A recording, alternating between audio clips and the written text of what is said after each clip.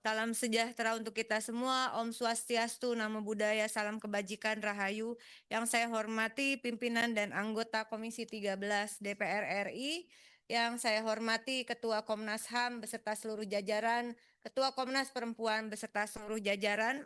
Terima kasih pimpinan atas kesempatannya. Ini adalah hari pertama saya rapat di Komisi 13, rapat untuk masa dengan mitra.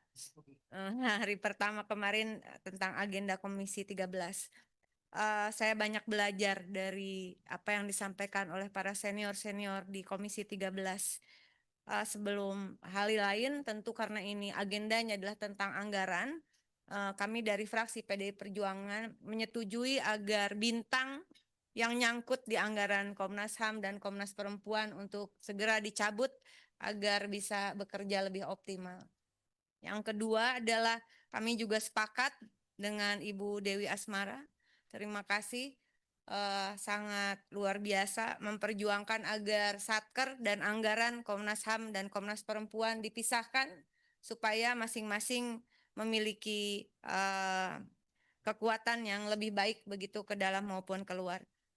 Yang juga tidak kalah pentingnya adalah tadi kalau menyimak apa yang disampaikan oleh senior-senior di Komisi 13, khususnya yang disampaikan oleh pimpinan Pak Sugiat, betapa pentingnya relasi antara Komnas Perempuan, Komnas HAM, dan Komisi 13 ini. Kami juga sama, kami sangat berharap kita benar-benar menjadi mitra yang strategis bahwa Komisi 13 jangan hanya diingat ketika mengajukan anggaran saja, tetapi juga ingatlah kami bahwa kami ini di sini adalah mewakili juga masyarakat untuk memperjuangkan hal yang sebetulnya menjadi inti dari apa yang diperjuangkan terkait hak asasi manusia, yaitu warga negara Indonesia, khususnya juga perempuan dan anak, begitu, yang kami juga menghadapi hal yang sama di daerah pemilihan kami masing-masing setidaknya. Oleh karena itu, saya sangat mendukung tadi dan mudah-mudahan juga saya bisa ikut untuk kita save, selamatkan Ibu Saudah, Nenek Saudah tadi yang disampaikan oleh Pak Jos Rizal dari Sumbar 2 fraksi PAN dan juga Pak Sadiku dari fraksi Nasdem.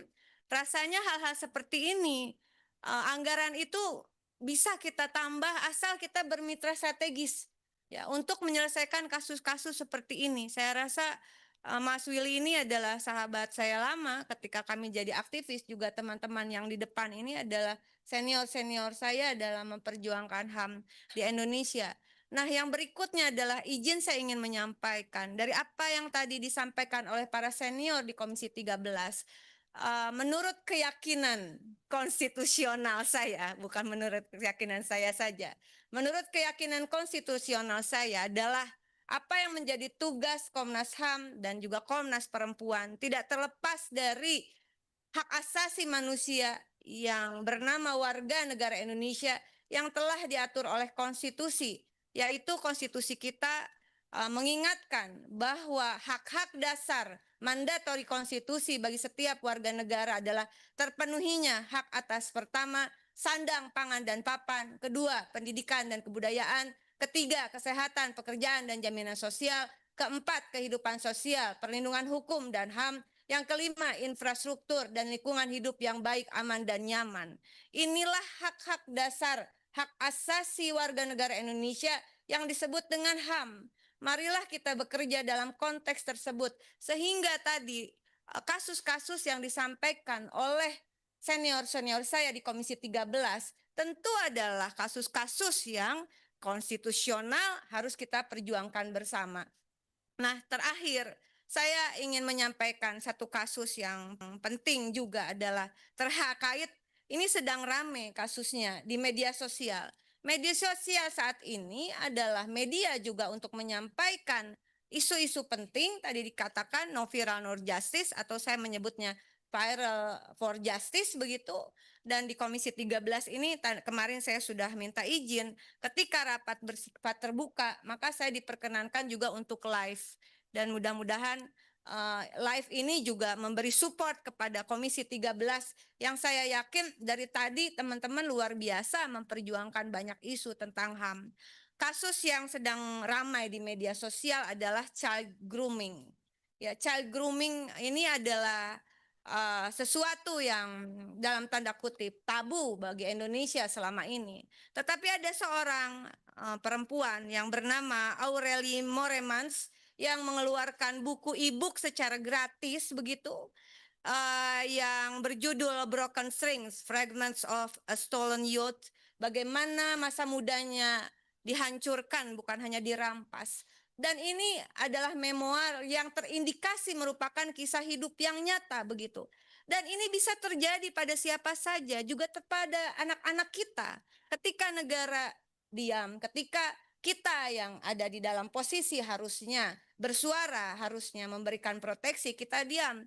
Saya belum mendengar ada suara dari Komnas HAM dan Komnas Perempuan secara utuh, secara serius terhadap kasus ini. Ini bukan masalah yang saya kira sudah menjadi perhatian internasional. Tadinya ada 2 buku yang versi Inggris dan juga versi Indonesia. Lalu child grooming ini bukan tindak pidana yang berdiri sendiri, melainkan modus operandi, prosesnya sistematis ketika pelaku atau groomer membangun kedekatan emosional, kepercayaan dan ketergantungan pada anak atau remaja. Tujuan akhir adalah kekerasan atau eksploitasi seksual. Maaf pimpinan, saya agak emosional ya, karena ini bisa terjadi loh pada anak-anak kita begitu, atau pada masa depan ketika kita diam. Jadi sebetulnya kasusnya banyak di Indonesia. Untung ada anak ini yang berani ngomong loh.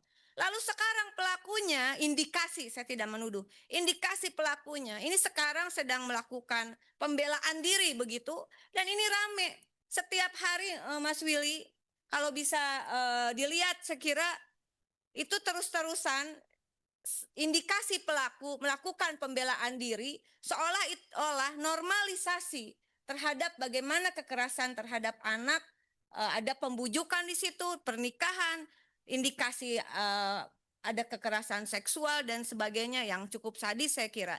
Dan dalam momen berharga ini, di hari pertama saya bertugas di Komisi 13, dengan support dari pimpinan tadi, pimpinan juga mohon dukungannya terhadap kasus ini. Apakah mungkin kita memperjuangkannya bersama?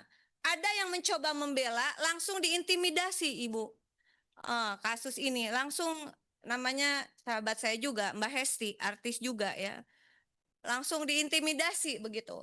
Dan tidak ada satupun negara yang kemudian saat ini saya kira untuk bersuara. Oleh karena itu berpijak karena negara hukum, ada undang-undang perlindungan anak, ada undang-undang penghapusan kekerasan seksual. Ini ketuanya adalah Mas Willy. Waktu itu saya inisiator, tapi bisa gol itu karena ketuanya adalah Mas Willy saat itu di balik. Terima kasih Mas Willy. Dan kemudian juga ada undang-undang ITE di sana, kemudian ada undang-undang di KUHP, bahkan di KUHP baru begitu juga diatur persoalan ini, bahwa bisa ada hukuman berlapis. Nah, saya tidak tahu bagaimana caranya. Mungkin nanti kita buka ruang diskusi dengan Komnas HAM, Komnas Perempuan secara khusus tentang child grooming, dan libatkanlah kami begitu. Sehingga kami juga bisa melakukan edukasi kepada publik. Sekali lagi saya mohon dukungannya agar kita mengangkat isu child grooming ini yang berani dibuka oleh Aurelie Moremans, dan kita tinggal melanjutkan perjuangannya. Jangan dibiarkan kemudian yang terindikasi pelaku itu berkoar-koar. Saya kira kalau perlu Komnas Perempuan panggil dong, atau kalau boleh dipanggil ke sini ya, karena menurut saya dia campaign soal child grooming. Kalau seperti ini caranya, normalisasi terhadap kekerasan seksual atas nama pernikahan berbasis keyakinan agama dan seterusnya. Nah, pimpinan, mohon maaf kalau saya di hari pertama tapi bicara panjang lebar, karena ini masa depan anak-anak kita. Saya kira saya mohon dukungannya dari semua pihak agar proses child grooming ini bisa diusut tuntas, dan pelaku dan yang terindikasi pelaku bukan berkoar-koar, tapi mari kita buktikan KUHP baru ini punya taji bersama Komnas HAM, Komnas Perempuan, dan Komisi 13. Beri sanksi yang setimpal sesuai dengan undang-undang yang berlaku. Terima kasih atas waktunya. Wallahul muwaffiq ila aqwamit thoriq. Wassalamualaikum warahmatullahi wabarakatuh.